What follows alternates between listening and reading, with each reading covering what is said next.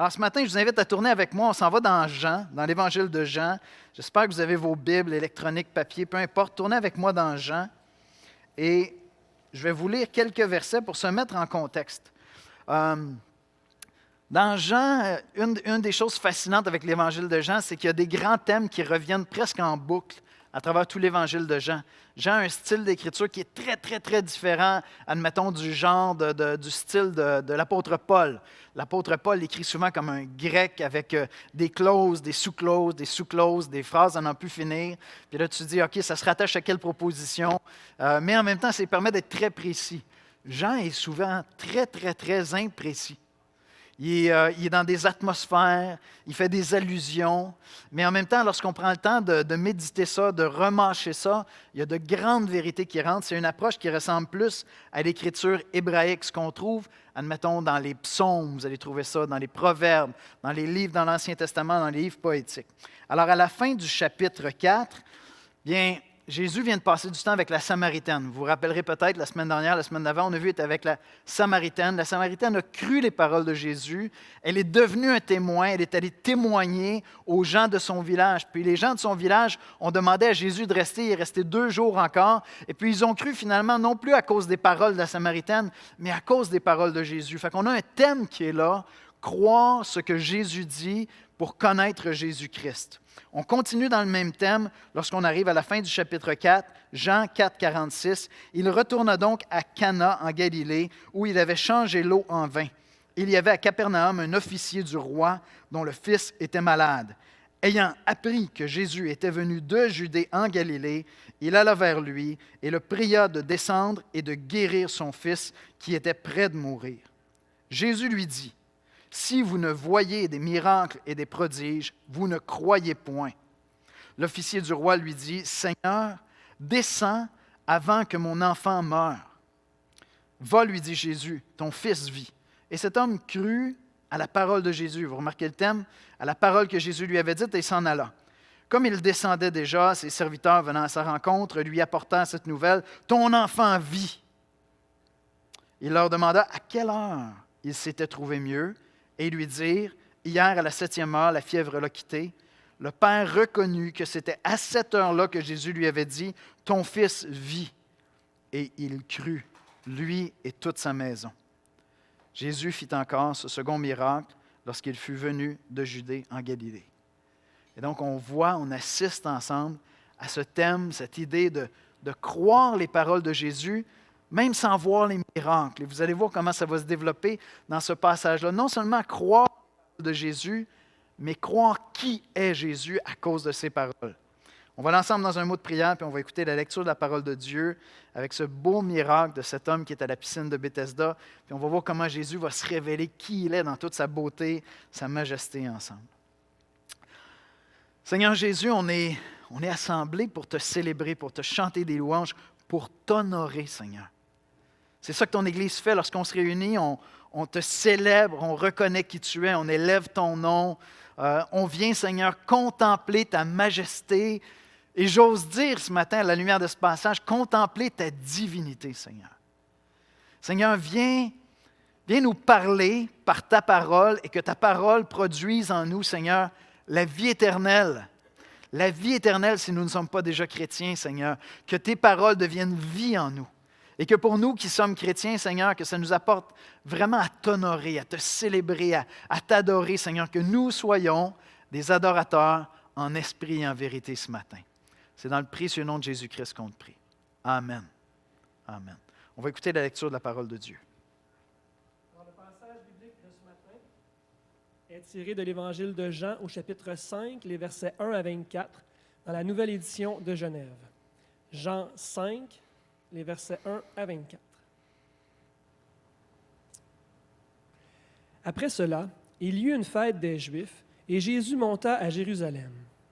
Or, à Jérusalem, près de la porte des brebis, il y a une piscine qui s'appelle en hébreu Bethesda, et qui a 5 portiques.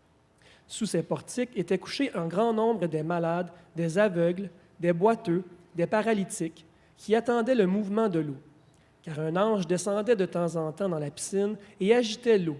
Et celui qui y descendait le premier, après que l'eau avait été agitée, était guéri, quelle que soit sa maladie. Là se trouvait un homme malade depuis 38 ans. Jésus, l'ayant vu coucher et sachant qu'il était malade depuis longtemps, lui dit, « Veux-tu être guéri? » Le malade lui répondit, « Seigneur, je n'ai personne pour me jeter dans la piscine quand l'eau est agitée, et pendant que j'y vais, un autre descend avant moi. » « Lève-toi, lui dit Jésus, prends ton lit et marche. » Aussitôt, cet homme fut guéri. Il prit son lit et marcha.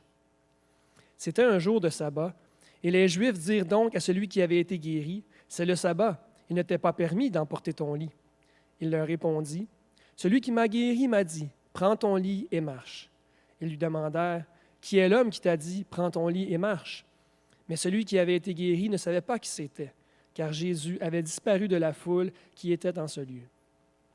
Depuis, Jésus le trouva dans le temple et lui dit, « Voici, tu as été guéri. Ne pêche plus, de peur qu'il ne t'arrive quelque chose de pire. » Cet homme s'en alla et annonça aux Juifs que c'était Jésus qui l'avait guéri.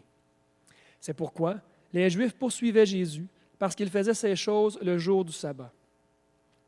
Mais Jésus leur répondit, « Mon Père agit jusqu'à présent. Moi aussi j'agis. » À cause de cela, les Juifs cherchaient encore plus à le faire mourir, non seulement parce qu'il violait le sabbat, mais parce qu'il appelait Dieu son propre Père, se faisant lui-même égal à Dieu. Jésus reprit donc la parole et leur dit, « En vérité, je vous le dis, le Fils ne peut rien faire de lui-même. Il ne fait que ce qu'il voit faire au Père. Et tout ce que le Père fait, le Fils aussi le fait pareillement. Car le Père aime le Fils et lui montre tout ce qu'il fait. Et il lui montrera des œuvres plus grandes que celles-ci, afin que vous soyez dans l'étonnement. Car comme le Père ressuscite les morts et donne la vie, ainsi le Fils donne la vie à qui il veut. Le Père ne juge personne, mais il a remis tout jugement au Fils, afin que tous honorent le Fils comme ils honorent le Père. Celui qui n'honore pas le Fils n'honore pas le Père qui l'a envoyé. En vérité, je vous le dis, celui qui écoute ma parole et qui croit à celui qui m'a envoyé a la vie éternelle et ne vient point en jugement, mais il est passé de la mort à la vie.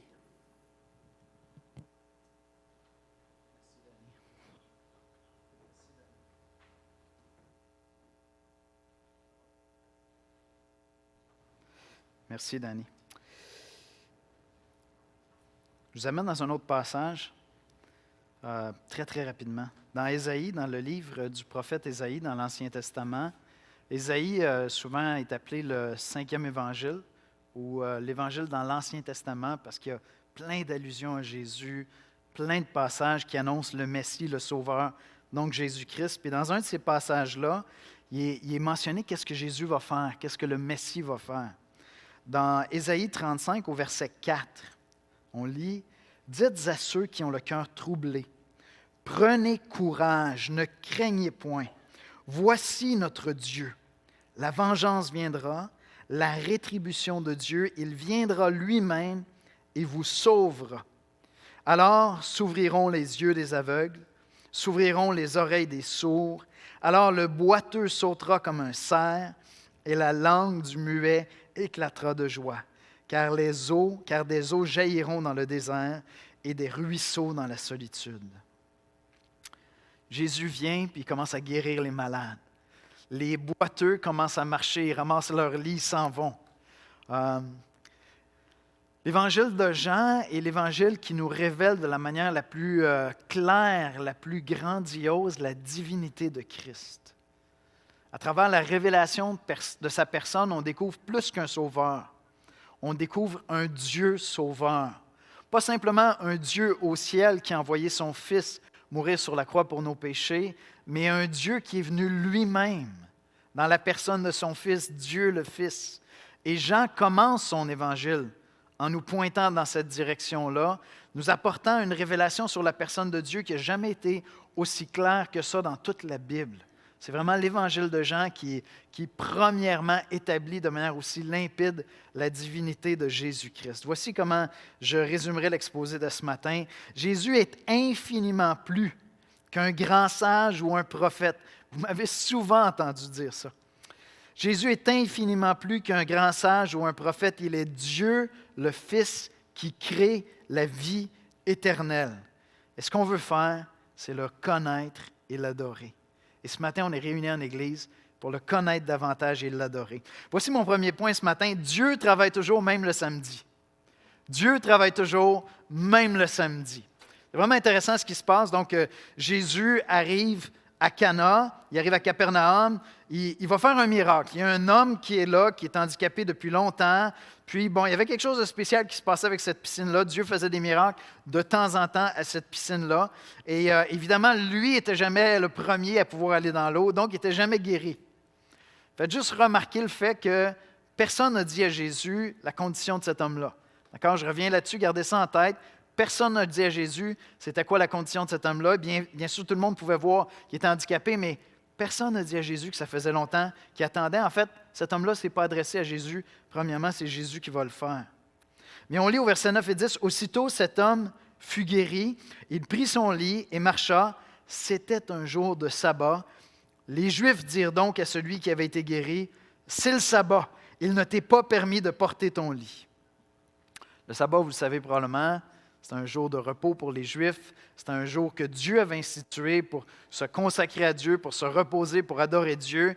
Et les Juifs, les autorités juives, les grands docteurs de la Bible, dans leur zèle, avaient découpé, avaient développé un paquet de règles autour du sabbat qui faisaient qu'on avait des grandes questions comme, on l'a déjà dit souvent même à la blague, est-ce qu'on peut manger l'œuf qu'une poule a pondu le jour du sabbat, puisque la poule a travaillé? On avait des grandes questions théologiques comme ça à l'époque. On coupait les cheveux en quatre en essayant de régler des questions sur le sabbat. Et là, il voit un homme qui est handicapé depuis fort longtemps. Tout d'un coup, il est guéri. Jésus lui dit, « Prends ton lit, rentre chez toi. » Il prend son lit, on l'arrête, contravention. Il y a quelqu'un qui se prend avec un calepin de notes qui dit, « Hop, hop, hop, hop, hop, hop, hop. On ne respecte pas les règles ici. On est le jour du sabbat. On se promène avec son lit. On n'a pas le droit de se promener avec son lit le jour du sabbat. » Alors, qu'est-ce qu'il répond, verset 11? Il leur répondit, « Celui qui m'a guéri m'a dit, prends ton lit et marche. » Ils lui demandèrent, « Qui est l'homme qui t'a dit, prends ton lit et marche? » Mais celui qui avait été guéri ne savait pas qui c'était. Il était guéri, il était content, il est parti, ça finit là.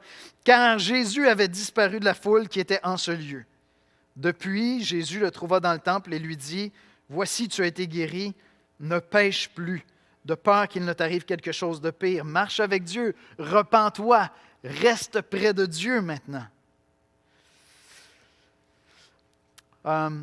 Les rabbins juifs croyaient qu'il y avait une seule personne qui travaillait pendant le sabbat. Il y avait une seule personne dans l'univers qui avait le droit de travailler le jour du sabbat, puis ça tombe sous le sens, c'est Dieu. Donc, les rabbins juifs comprenaient, parce que l'Ancien Testament nous enseigne que Dieu soutient l'univers, que même le jour du sabbat, même si les Écritures nous disent qu'il s'était reposé le 7e jour, bien, son repos n'allait pas jusqu'à arrêter de soutenir l'univers.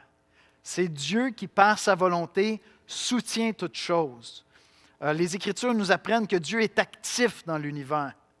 Non, ce n'est pas simplement un Dieu qui a créé l'univers et qui a dit « Ciao, bye, on va se revoir dans 6-7 000 ans, je vais aller faire un tour, puis je reviens. » Non, les Écritures nous disent que Dieu a créé, puis que Dieu soutient l'existence de toutes choses.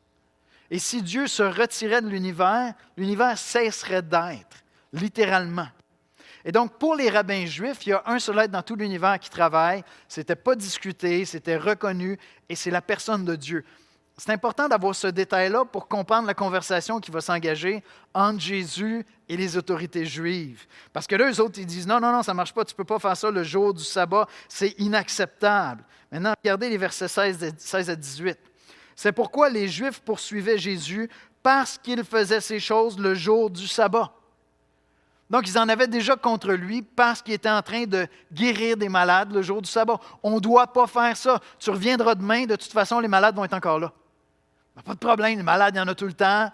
Pause, demain, Dieu nous a commandé de se reposer. Maintenant, pour eux, ils savent qu'il y a un seul être qui ne se repose pas. C'est Dieu. Qu'est-ce que Jésus va faire? Jésus aurait pu décider, comme il le fait à d'autres moments, de clarifier c'était quoi le sabbat. Puis de dire, écoutez, là, les gars, ça n'a pas d'allure, votre affaire, vous coupez les cheveux en quatre, vous n'êtes pas équilibrés, votre théologie n'est pas bonne, votre théologie du sabbat n'est pas bonne. C'est pas ça qu'il fait. C'est pas ça qu'il fait, il va les engager. Attendez un petit peu, peut-être que vous n'avez pas compris qui je suis en réalité.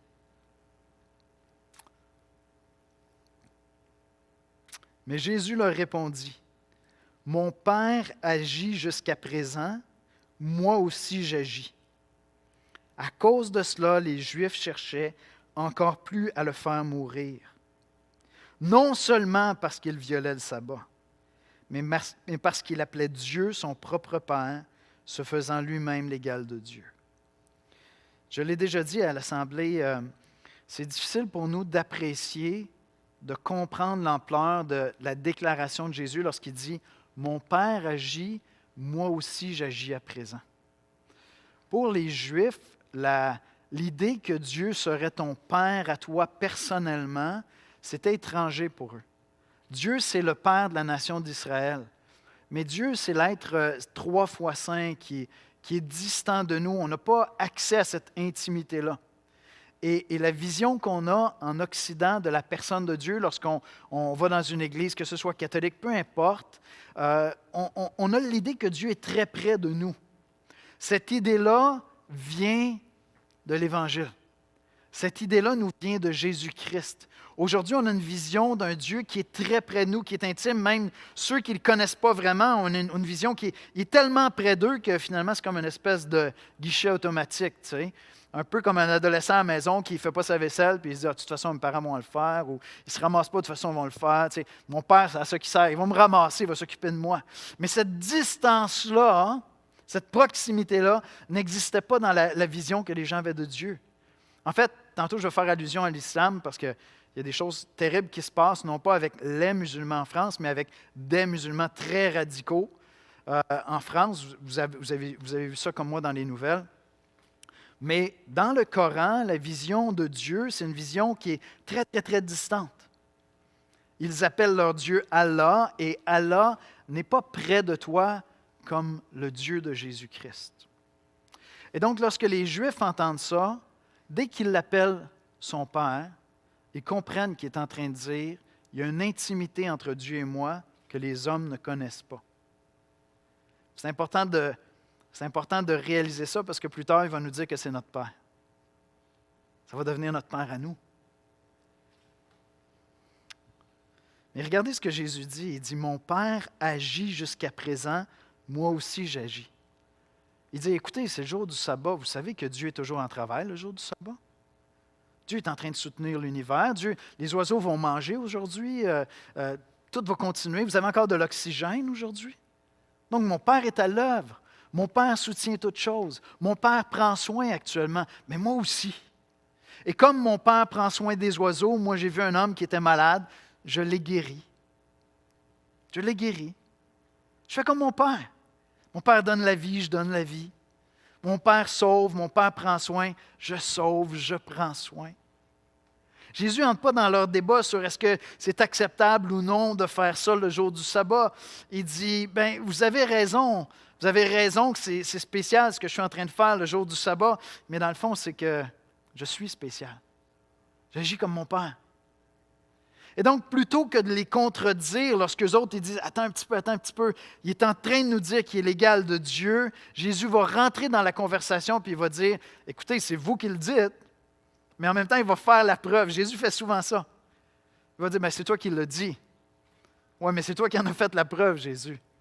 Et donc, c'est ça qu'il va faire comme argument ici. Il va démontrer justement qu'il est Dieu le Fils. Il est en train de révéler sa personne. Il est en train de révéler sa divinité. On a un écho à Jean 1:1. Au commencement était la parole était avec Dieu, et la parole était Dieu. Et plutôt que de contredire les Juifs qui disent « Attends un peu, il est en train de dire qu'il est l'égal de Dieu », Jésus va juste leur dire « Regardez, c'est vous qui tirez la conclusion. Vous avez raison, Dieu travaille le jour du sabbat, mais moi aussi, je fais comme mon Père. » Puis il engage la conversation avec eux en allant encore plus loin. Il leur dit au verset 19, Jésus reprit donc la parole, « En vérité, je vous le dis, le Fils de l'homme ne peut rien faire de lui-même, il ne fait que ce qu'il voit faire au Père. » Écoutez ça. « Et tout ce que le Père fait, le Fils aussi le fait pareillement. » Il est en train de dire qu'il est l'égal de Dieu. Tout ce que Dieu fait, moi je le fais. Pensez-y 2 secondes. Tout ce que Dieu fait, moi je le fais.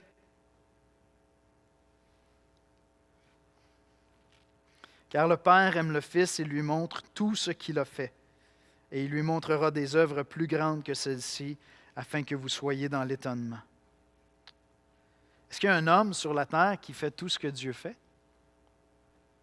Est-ce que vous connaissez un autre prophète que Jésus qui fait tout ce que Dieu fait? Puis Jésus le démontre en guérissant les malades, en guérissant les boiteux, bientôt en ressuscitant les morts. C'est intéressant, on a vraiment une fenêtre dans la Sainte Trinité. Le christianisme a pondu ce mot-là parce qu'il n'est pas dans la Bible. Sainte Trinité, 3 unités, le Père, le Fils et le Saint-Esprit. Le Père, le Fils et le Saint-Esprit, dans leur communion, se révèlent progressivement à travers les Écritures. Puis c'est comme si on est invité dans leur maison. On est invité à la table de Dieu, puis on assiste à un repas de famille. C'est littéralement ça qu'on est en train... Il se révèle à nous, il nous invite, tellement qu'il va nous inviter à entrer dans sa famille. Et là, qu'est-ce qu'on découvre? On découvre que tout ce que le Père fait, il le montre au Fils. En même temps, il n'est pas dit que le Père fait tout ce que le Fils fait.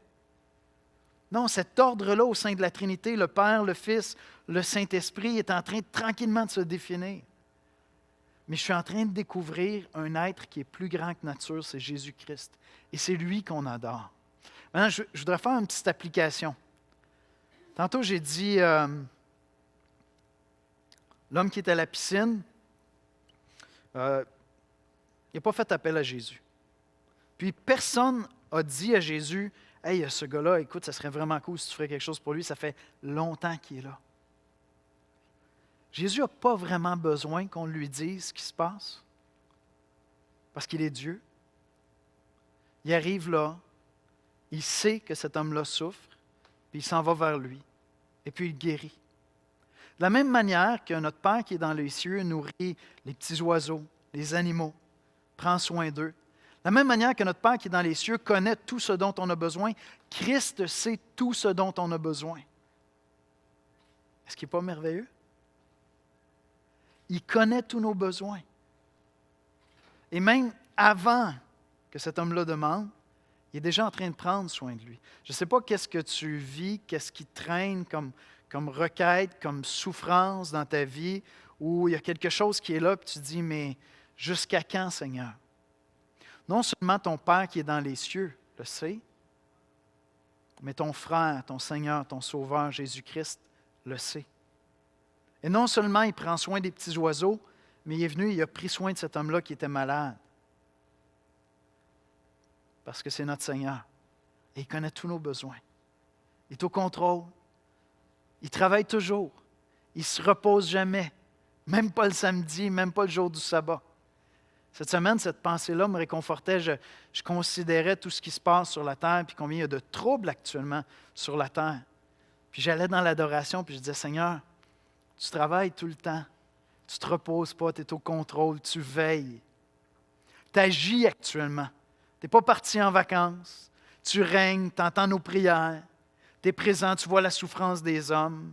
Comme tu as vu cet homme-là qui n'a même pas eu besoin de te parler, tu savais qu'il souffrait, tu étais allé vers lui, tu as pris soin de lui. Pourquoi est-ce qu'il a eu à souffrir aussi longtemps? Je ne sais pas. Pourquoi est-ce que Dieu ne l'a pas guéri plus tôt? Je n'ai pas la réponse. Mais je sais une chose. Mon Seigneur savait qu'il souffrait. Mon Seigneur avait compassion de lui. Et il est toujours à l'œuvre. Il est toujours en train d'agir. Actuellement, Jésus-Christ est en train d'agir. Il agit ici, dans nos cœurs. Il agit dans le monde, partout. Il sauve des âmes. Il gouverne toutes choses. Il domine sur les rois de la terre. Je n'ai pas à avoir un cœur inquiet, troublé. Mon Sauveur, mon Seigneur agit comme son Père agit. Ça m'a tellement fait du bien de méditer là-dessus cette semaine. Dieu travaille toujours, même le jour du sabbat, Dieu travaille parce qu'il soutient l'univers, il garde l'univers. Et si Dieu travaille même le jour du sabbat, bien Dieu, le Fils, est occupé à redonner la santé à cet homme le jour du sabbat. Puis là, Jésus nous révèle qui il est. Quelle sorte de rapport on devrait avoir avec lui. celui qui honore le Fils. Le Fils donne la vie et juge le monde. Au verset 21-22, on lit « Car comme le Père ressuscite les morts et donne la vie, ainsi le Fils donne la vie à qui il veut. » Écoutez, c'est sûr qu'il voulait le tuer. C'est certain qu'il voulait le tuer. Tu ne pouvais pas être un Juif qui ne comprenait pas la Trinité, un Juif qui pensait tout connaître des Écritures, puis avoir cette personne-là qui apparaît, qui fait des miracles, qui défait toutes les conventions, qui est en train de dire « Vous ne comprenez rien à la Bible, vous essayez d'enseigner, mais vous ne comprenez rien à la Bible. » Puis, by the way, tout ce que Dieu fait, moi, je le fais. Essayez de comprendre. C'est énorme ce qu'il dit sur lui-même. Car comme le Père ressuscite les morts et donne la vie, ainsi le Fils donne la vie à qui il veut. Il vient de redonner la vie aux jambes de cet homme-là. Il vient de redonner la santé au fils du soldat. Le Père ne juge personne, mais il a remis tout jugement au Fils. C'est vraiment intéressant. Dieu confie à son Fils de juger le monde puis de donner la vie à qui il veut. Maintenant, on est au début de l'Évangile de Jean. Nous, pour la majorité d'entre nous, on connaît l'Évangile de Jean. Et donc, on sait que bientôt, il va aller mourir sur la croix pour nos péchés. Il va être fait péché. Et donc, il va donner la vie à qui il veut et il va juger. Il va juger tous ceux qui le rejettent, qui décident de ne pas l'honorer. Et il va donner la vie à qui il veut. Parce que c'est par lui qu'on a la vie. C'est en croyant en lui qu'on a la vie. Celui qui honore le Fils honore le Père. Ceux qui vont vous dire que Jésus est juste un prophète comme les autres ou juste quelqu'un qui nous fait connaître des choses sur Dieu n'ont vraiment pas compris qui était Jésus-Christ. Ceux qui vous disent que non, toutes les religions de la terre se valent, n'ont pas compris qui était Jésus-Christ. Peut-être que ce n'est pas méchamment qu'ils disent ça, peut-être que c'est par ignorance, mais ils n'ont pas saisi qui est Christ. Afin que tous honorent le Fils comme ils honorent le Père. Celui qui n'honore pas le Fils n'honore pas le Père qui l'a envoyé. Si tu n'honores pas Christ, tu n'honores pas Dieu le Père. Si tu ne reconnais pas que Jésus-Christ agit comme son Père agit, tu n'honores pas le Père. Si tu ne reconnais pas que Jésus-Christ possède tout jugement, tu n'honores pas le Père, tu ne connais pas Dieu. Si tu ne reconnais pas que Jésus-Christ est celui qui donne la vie, tu ne connais pas Dieu, tu n'honores pas le Père. Le christianisme n'est pas une religion parmi d'autres religions. Ce n'est pas vrai. Jésus-Christ n'est pas un prophète parmi d'autres prophètes. Il est Dieu, le Fils incarné, qui fait tout ce que le Père fait et à qui Dieu a confié jugement et vie.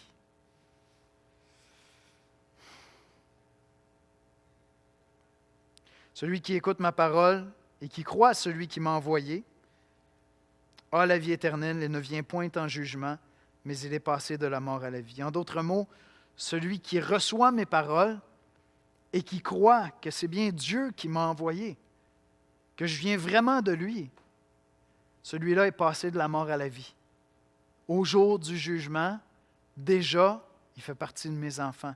En fait, il est déjà entré dans la vie. Puis je veux faire un commentaire qui est un peu délicat ce matin avant d'arriver à mon dernier point. Parce que ça m'a frappé quand j'étais en train d'étudier le passage. Fait que je vais faire un commentaire par rapport aux islamistes. Et j'ai vraiment besoin que vous soyez attentifs parce que je ne mets pas tout le monde dans le même panier. C'est très important. J'ai des amis musulmans qui sont des gens très gentils, très respectueux, très pacifiques. Je ne suis pas en train de mettre tout l'islam dans le même panier. Mais il y a une distinction importante ici entre la révélation de Dieu dans le Coran puis la révélation de Dieu dans l'Évangile. Voyez-vous, pour moi, comme chrétien, j'honore Jésus-Christ en l'adorant. J'honore Jésus-Christ en le confessant de ma bouche. Je crois ses paroles, puis je l'honore en l'adorant, et je n'ai pas à défendre son honneur, parce que c'est lui qui juge les hommes. Maintenant, les extrémistes Et soit dit en passant, il y a des radicaux aussi qui se réclament du christianisme. On a le privilège de travailler avec la police à Longueuil, puis dernièrement, on a l'opportunité possiblement de s'asseoir avec un jeune homme qui a mal compris l'Évangile et qui est en train de se radicaliser. Et donc, ça arrive là aussi. Mais les islamistes qui ont fait ces horreurs-là actuellement en France pensent qu'ils le font pour défendre l'honneur de leur Dieu. Maintenant, pourquoi est-ce que je prends le temps d'aller là? C'est parce que si tu veux témoigner à des amis au travail, si tu veux témoigner à des collègues, des fois, ce qu'on va dire, c'est « Regarde les religions, ce que ça donne. » On l'a vu en France, regarde ce que ça donne. Et moi, je veux vous encourager à ne pas reculer, à ne pas vous taire, à dire « Non, attends un peu, tu ne comprends pas. Je suis chrétien. Je n'ai pas à défendre l'honneur de mon Seigneur. Je vais l'honorer en parlant de lui. Mais tu peux le rejeter. Ça, c'est ton choix. Moi, je ne veux pas t'imposer quoi que ce soit. Je crois qu'un jour, tu vas devoir rendre des comptes devant lui. Parce que c'est à lui que Dieu a remis jugement et vie. Et donc, moi, je veux l'honorer en parlant de lui. Je veux l'honorer quand je me réunis avec les frères et sœurs le dimanche, puis on est en train de le célébrer, puis on chante des louanges. Je veux l'honorer par mon style de vie. Je veux l'honorer en marchant à sa suite. Mais je n'ai pas à défendre son honneur. Parce qu'il est assez grand pour se défendre lui-même. Et pourquoi est-ce que je prends le temps de le dire? C'est parce que vous devez avoir le courage de présenter ça. Acceptez pas cet amalgame-là où on met tout dans le même bateau. Jésus-Christ n'est pas Mahomet et Dieu n'est pas Allah. Malheureusement, si vous pensez ça, vous vous trompez. Parce que le Dieu du Coran ne ressemble à rien à Jésus-Christ, à Dieu le Fils et à Dieu le Père. Et comme je vous dis, je ne veux pas être mal compris, je ne voudrais pas être mal cité, je ne suis pas en train de mettre tous les musulmans dans le même panier comme si c'était tous des radicaux, loin de là. La majorité des gens qui viennent ici fuient souvent des régimes où ils subissaient justement du fondamentalisme très radical. Et donc, j'ai des amis qui sont musulmans, qui sont très gentils, très pacifiques, même si on a des profonds désaccords théologiques, puis j'aime ça discuter avec eux de qui est Dieu. Alors, nous honorons le Père en honorant Christ, en élevant Christ dans toute sa gloire, dans toute sa beauté, dans toute sa majesté. Et ne pas honorer Christ revient à ne pas honorer Dieu. C'est souvent là que mes conversations avec mes amis musulmans s'arrêtent, parce qu'ils trouvent que j'accorde trop d'honneur à Jésus-Christ. On change de sujet. On change de sujet à ce moment-là. Et pour voir la beauté de Christ, pour voir sa grandeur, il faut croire ses paroles. Je vais inviter les musiciens à venir me rejoindre en avant pendant que, rapidement, je passe au troisième point. Je l'ai dit, à partir de la Samaritaine, il y a un thème qui vient, c'est « Qu'est-ce que tu vas faire des paroles de Jésus? » Cette dame-là a bu les paroles de Christ, puis elle est devenue chrétienne. Ça l'a transformée en témoin. Elle s'est mise à annoncer Jésus-Christ. D'autres ont entendu ses paroles pour enfin entendre les paroles de Jésus et sont devenus chrétiens. À cet officier, Jésus va dire, vous avez besoin de voir des miracles pour croire. Effectivement, il voit le miracle puis il croit. Mais plus tard, Jésus va dire, heureux si tu crois sans avoir vu les miracles. Alors, ce que je vous dis ce matin, c'est que pour découvrir qui est Jésus-Christ, il faut croire dans ses paroles. Puis là, il y a un miracle qui va se produire en toi. Tu vas en venir à connaître Jésus-Christ personnellement. Ou tu seras de ceux qui vont attendre toute leur vie que Dieu fasse un miracle devant eux. Mais ça ne garantit pas que tu vas croire en lui. Et donc, je vous invite ce matin, dans vos cœurs, dans notre cœur, à honorer Christ, à reconnaître qu'il est Dieu le Fils. La Sainte Trinité est en train de nous être révélée à travers l'Évangile de Jean et notre Seigneur, mon Sauveur, règne sur toute chose. Il connaît mes besoins, il voit ce que j'ai, il est en train d'agir, il est à l'œuvre. Un jour, il va revenir pour juger. Mais si déjà je crois en lui, j'ai la vie éternelle. Je suis entré dans la vie éternelle. Ce matin, vous avez reçu quelque chose de spécial. Il y en a qui vont avoir un drôle de feeling. Je vous invite à prendre vos petits copes. si vous les avez pris. On va prendre le repas du Seigneur. Ça fait des mois qu'on n'a pas pris le repas du Seigneur. Ceux qui sont allés à l'Église catholique, je veux déjà m'excuser pour vous. Vous allez avoir un drôle de feeling, je vous avertis. Il y a comme un mini, je ne vais pas sacrer, hostie, juste ici. D'accord? Je vais l'expliquer une fois. Ce ne sera pas un running gag dans l'Église, s'il vous plaît. Michel est bon avec les running gags. Moi aussi. Fait que retiens-moi, Michel, si je retourne là. Donc, ce n'est pas un hostie. C'est simple. Je vous explique la technique une fois. On ne va pas faire ça à chaque fois. Sur le dessus, vous avez une petite pellicule de plastique qui vous permet de prendre le petit pain et vous pouvez ensuite ouvrir votre coupe. Incroyable. Il aurait fallu faire une vidéo. Sylvie, la prochaine fois, c'est toi qui fais la vidéo avec ça. Sans l'ourson. Ah, voilà.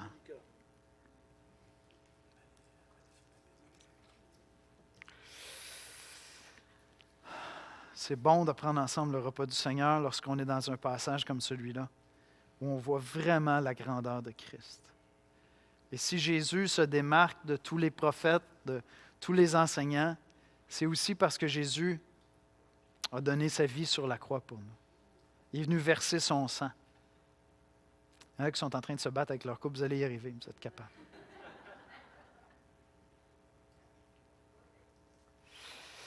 Pour nous, c'est un moment solennel parce que la coupe représente le sang que Jésus a versé sur la croix. Et le pain représente son corps qui a été brisé. Et nous croyons profondément que c'est à cause de ce sacrifice sur la croix que nos péchés sont pardonnés. Le Seigneur nous a donné ce mémorial-là. Pour nous, c'est un mémorial. Hein? On ne pense pas que c'est vraiment le corps du Christ. Non, on pense que c'est un pain qui représente son corps qui a été brisé. Et on ne pense pas que c'est vraiment du sang, mais que ça représente son sang versé. Et on se rappelle en faisant ça le sacrifice qu'il a fait pour nous.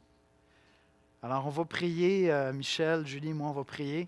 On va adorer notre Seigneur, puis ensuite on va prendre les éléments. Prions. Oui, Seigneur, tu es Dieu. Tu connais nos pensées, nos cœurs, même tu connais notre intérieur encore mieux que nous-mêmes. Tu y as fait ton temple. Jésus, on veut dire ce matin, après une longue absence où on se rappelait cette croix, on veut te dire, Seigneur, qu'on t'aime. Un peu comme à l'image de Pierre, on ne pourra jamais t'aimer autant que tu nous aimes, mais on est juste éblouis devant ton amour et on veut que rien ne vienne faire obstacle à notre obéissance envers toi. On te prie en ce moment même de nous révéler s'il y a quelque chose qui distorsionne la relation avec toi et on veut le mettre au pied de la croix, Seigneur. On veut abandonner tout ce qui peut être un obstacle à toi dans notre cœur. Merci Jésus. Merci Seigneur pour ton grand amour. Merci pour ce moment qu'on passe en Église aujourd'hui. On est ta famille. Merci Seigneur parce que tu as versé ton sang pour nous. Et c'est en ton nom qu'on prie. Amen. Ah oui, Seigneur, avec un geste aussi simple que de manger et de boire, Seigneur, tu nous as donné un si grand signe, tu sais, de ton sacrifice.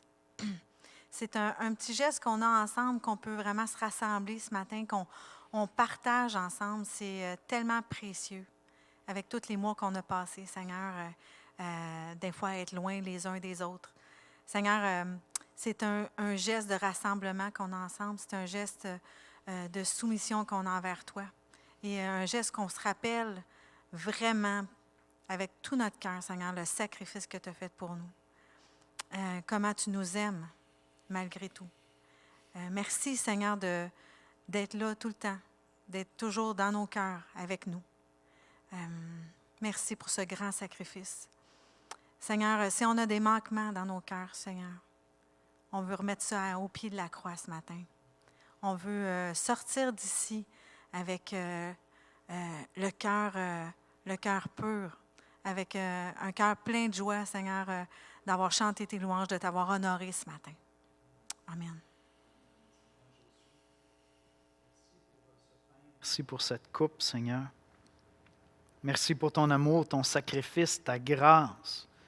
Cette assurance que nous avons maintenant de pouvoir t'appeler papa, de pouvoir t'appeler Père, notre Père, parce que tu es notre frère. Toi, notre Sauveur, toi, notre Seigneur, toi, notre Dieu. Seigneur, tu nous as fait entrer dans ta famille par ce sacrifice que tu as fait à la croix. Tu es ressuscité d'entre les morts le 3e jour. Ton Père a agréé, il a accepté ton sacrifice pour nous. Tu es vie, Seigneur, et ton esprit habite en nous. Seigneur, c'est comme des adorateurs en esprit et en vérité qu'on vient dans ta présence ce matin, pour te célébrer par nos chants, par nos louanges, mais aussi, Seigneur, par ce simple mémorial. On veut se rappeler ton sacrifice pour nous. C'est en Jésus-Christ qu'on te prie. Amen. Prenons le pain en mémoire de son corps qui a été brisé.